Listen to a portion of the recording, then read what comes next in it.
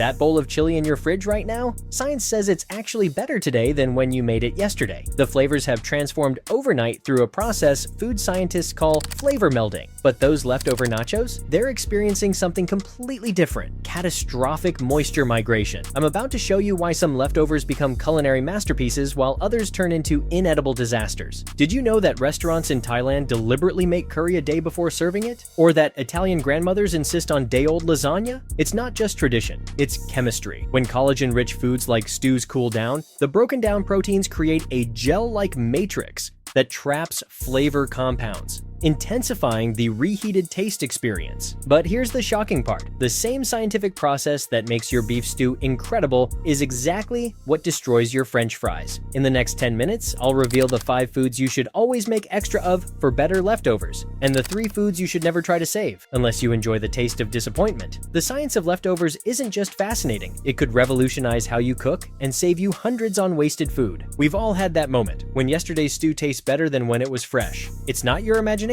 There's real science behind why some foods improve with time while others turn into sad, soggy messes. Food keeps changing even after cooking stops. Understanding these changes will transform how you cook, store, and enjoy your meals. Let's talk about why that chili tastes so much better today. When you first make a dish with lots of ingredients like chili or curry, you create a pot-sized flavor laboratory in your kitchen. All those spices, meats, and vegetables haven't fully mixed yet. During overnight refrigeration, something amazing happens. Those flavor molecules continue to mingle in ways they couldn't during cooking. Spices release more of their oils. Proteins break down further, creating new savory flavors. I made my grandmother's beef stew recipe last Thanksgiving, and honestly, it was just okay that night. But 2 days later, the flavors had completely transformed. The garlic had mellowed, the beef was more tender, and there was this rich depth that wasn't there before. That's flavor melding in action. Scientists have actually studied this. Research shows that many flavor compounds in spices become stronger after 24 to 48 hours in the fridge. This is why Thai restaurants often make curries a day ahead. They're not being lazy, they're being smart. Now, let's talk about what happens specifically in meat dishes like stews and braises. When you slow cook tough meat, the collagen breaks down into gelatin. As the dish cools in your refrigerator, this gelatin forms a network throughout the liquid, creating tiny flavor traps. When you reheat the dish, this gelatin network slowly melts, releasing those concentrated flavors gradually. It's like the difference between dumping all your spices in at once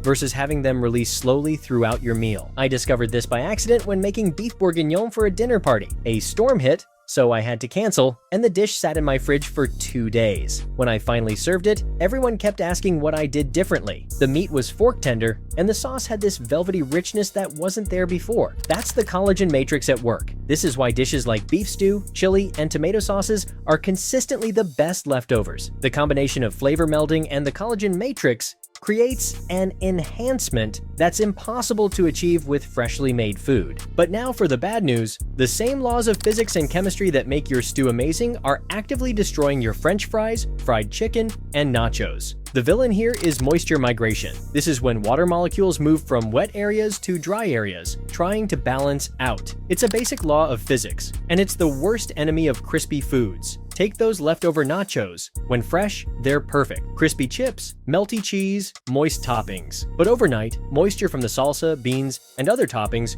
moves into the chips. By morning, what was once crisp is now a soggy, sad mess. I learned this lesson after ordering too many nachos at a sports bar. The next day, I opened the container to find what I can only describe as a nacho swamp. Chips dissolved into the toppings, creating this weird, unappetizing mush. No amount of reheating could save them. The same thing happens to fried foods. Fresh French fries have a crispy exterior because frying pushes moisture out of the outer layer. But once refrigerated, moisture from both the inside of the fry and the surrounding air moves back into that crispy shell, turning it soft and limp. Now that we understand the science, here are 5 foods you should deliberately make extra of, because they'll actually get better with time. Curries and spicy dishes. The complex spices in curries continue to develop overnight. The fat in these dishes helps extract and spread flavor compounds from spices. Thai restaurants know this secret. Many make their curries a day ahead specifically to enhance flavor. Stews and braises. The collagen breakdown and flavor melding make these dishes leftover champions. The next day improvement is so reliable that some recipes actually tell you to refrigerate overnight before serving. Tomato-based pasta sauces. The acid in tomato sauces continues to pull flavors from herbs and spices overnight. I once made a bolognese sauce that simmered for hours, but it wasn't until the next day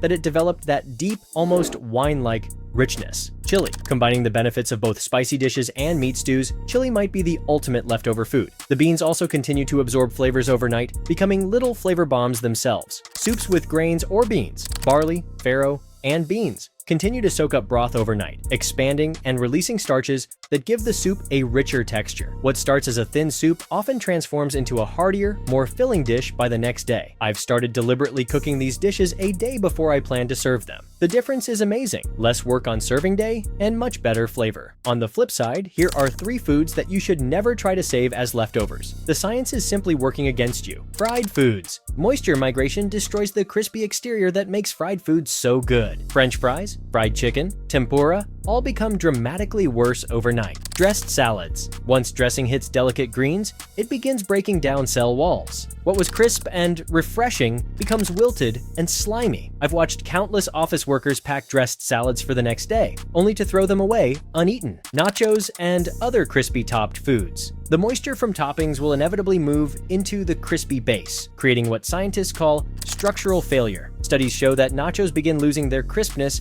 within 15 minutes of assembly. By morning, they're beyond saving. I've tried every trick to save these foods: separating components, special containers, various reheating methods. Nothing works. The laws of physics are too powerful. There's another factor at work in leftover transformation: enzymes. These are tiny protein molecules that cause chemical reactions, and they don't stop working just because you've turned off the heat. Even in your refrigerator, enzymes continue breaking down proteins, carbs, and fats in your food, just more slowly. This ongoing activity creates new flavor compounds that weren't in the freshly cooked dish. This explains why some dishes hit their peak flavor not right after cooking, not the next day, but sometimes 2 or 3 days later. I noticed this with a vegetable soup I made last winter. It was good the first day, better the second, perfect on the third, but by day 4, it had started developing off flavors. For foods that improve with time, store them in shallow containers rather than deep ones to allow them to cool quickly and evenly, preventing bacteria while allowing flavor melding to occur. For foods that deteriorate, sometimes the best strategy is transformation rather than preservation. Those soggy French fries, they'll never be crispy again, but they can become delicious breakfast potatoes when chopped and pan-fried with onions and peppers. I once salvaged leftover nachos by turning them into a surprisingly good tortilla soup. The soggy chips dissolved and thickened the broth, while the toppings became soup ingredients. Understanding the science of leftovers isn't just about preventing food waste. It's about intentionally cooking to take advantage of these transformative processes. Some dishes are actually designed to be made ahead and eaten later, like French cassoulet or Italian ribollita. Understanding these food transformation mechanisms